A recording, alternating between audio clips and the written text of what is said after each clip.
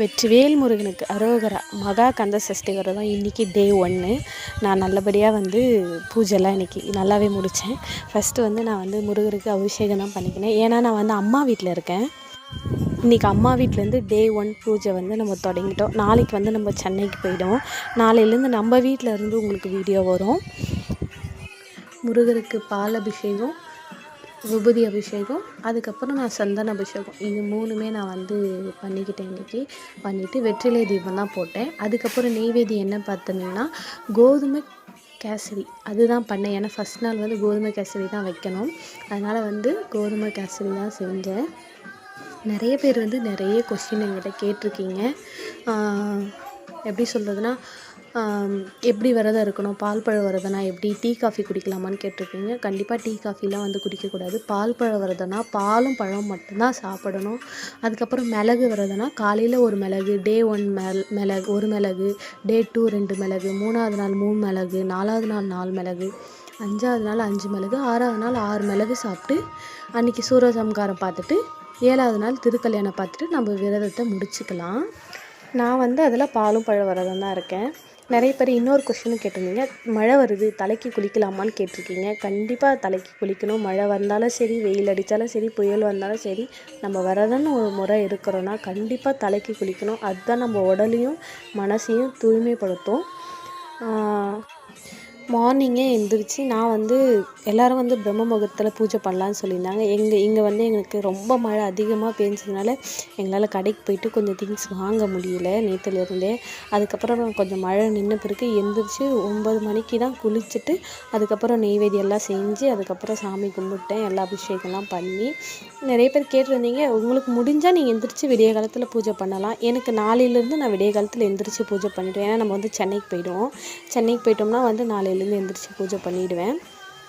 இங்கே கொஞ்சம் கம்ஃபர்ட்டாக இல்லை அம்மா வீட்டில் ஏன்னா வீட்டில் எல்லோரும் ரொம்ப வயசானவங்களாம் இருக்காங்க, தாத்தா பாட்டிலாம். அதனால் அவங்களாம் தூங்கணும். நம்ம காலையில் எழுந்திரிச்சு பூஜை பண்ணியிருந்தோம்னா அப்புறம் எதாவது சொல்லுவாங்க. வீட்டில் எதுவும் சொல்ல மாட்டாங்க. இருந்தாலும் சரி ஓகே நம்ம கொஞ்சம் லேட்டாகவே எழுந்திரிச்சிக்கலாம்னு சொல்லிட்டு நானும் கொஞ்சம் லேட்டாகவே எழுந்திரிச்சிட்டேன். ஃபஸ்ட் டே லேட்டாக தான் எழுந்திரிச்சேன் அம்மா வீட்டில் இருந்ததுனால.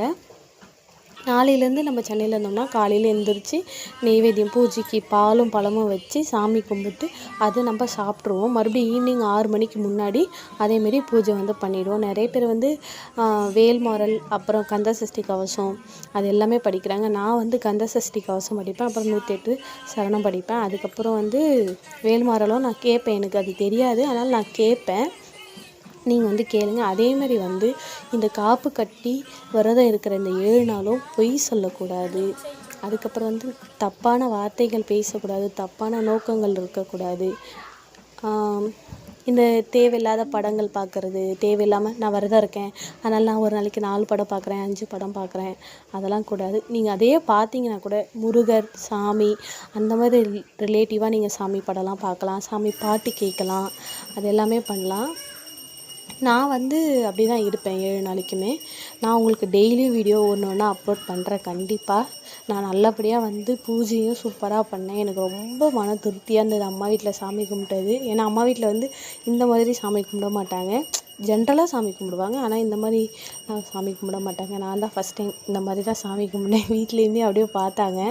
அதுக்கப்புறம் நம்ம வெற்றிலை தீபம் தான் ஃபஸ்ட் டேன்றதுனால நான் வெற்றிலை தீபம் தான் போட்டு இந்த 7 நாளுமே நான் வெற்றிலை தீபம் தான் போட போகிறேன்.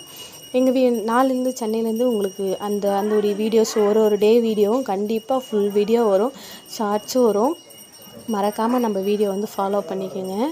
அப்போ தான் உங்களுக்கு 1 by 1 வரும். நிறைய பேர் வீடியோவில் கமெண்ட் பண்ணியிருக்கீங்க, நிறைய சப்போர்ட் பண்ணுறீங்க. ரொம்ப ரொம்ப ரொம்ப நன்றி எல்லாருக்குமே. நான் நல்லபடியாக இன்றைக்கி பூஜை பண்ணிட்டேன்.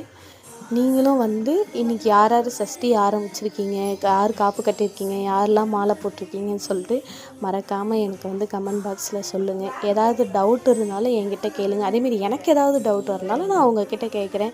உங்களுக்கும் நான் நல்லபடியாக வேண்டிக்கிறேன். நிறைய பேர் எனக்கு கமெண்ட் பாக்ஸில் அக்கா எனக்கு குழந்தை இல்லைக்கா, கை கால் சரியில்லைக்கா அப்படின்னு சொல்லி நிறைய பேர் கமெண்ட் பண்ணியிருந்தீங்க. அவங்க எல்லாருக்குமே நல்லாகணும்னு சொல்லிட்டு முருகர் அருளால் கண்டிப்பாக நல்லாவும் உங்கள் எல்லாருக்கும் சேர்த்தே நான் கடவுள்கிட்ட வேண்டிக்கிறேன். நீங்களும் எனக்காக சேர்த்து நான் நினச்சது நடக்கணும்னு சொல்லிட்டு எனக்காக சேர்த்து வேண்டிக்கிறேன். நானும் நீங்கள் நினச்சது நடக்கணும்னு சொல்லிட்டு உங்களுக்காக வேண்டிக்கிறேன். நல்லபடியாக காப்பும் சாமியெல்லாம் கும்பிட்டு எங்கள் தாத்தா வந்து காப்பு கட்டி விட்டார். வீட்டில் பெரியவங்க இருந்தாங்கன்னா பெரியவங்க வந்து காப்பு கட்டலாம். ஏன்னா ஆல்ரெடி எங்கள் தாத்தா வந்து பூஜை பண்ணுறவங்க தான். எங்களுக்கு கோவில்லாம் இருக்குது, நாகம்மன் கோவில்லாம் இருக்குது. அதனால் வந்து கோவிலில் பூஜை பண்ணுறவர் தான் தாத்தா. அதனால் அவரே வந்து எனக்கு நல்லபடியாக காப்பும் அன்றைக்கி வந்து கட்டிட்டார். அதனால் எங்கள் வீட்டில் இவ்வளோ பூஜை சாமான், இவ்வளோ பூஜை ஃபோட்டோலாம் இருக்குது. நாங்கள் வந்து ஊரில் சாமியார் வீடுன்னு சொல்லுவாங்க, அந்த மாதிரி தான். நாங்கள் வீட்டில் நிறைய பூஜை பண்ணுவாங்க, நிறைய வந்து சாமி கும்பிடுவாங்க. ஆனால் சஷ்டி விரதம்ன்றது இது வந்து இப்போ தான் ஃபஸ்ட் டைமு. எங்கள் வீட்டிலலாம் செய்யலைன்னா அம்மன் தான் மோஸ்ட்லி பார்த்திங்கன்னா, நாகம்மன் தான்.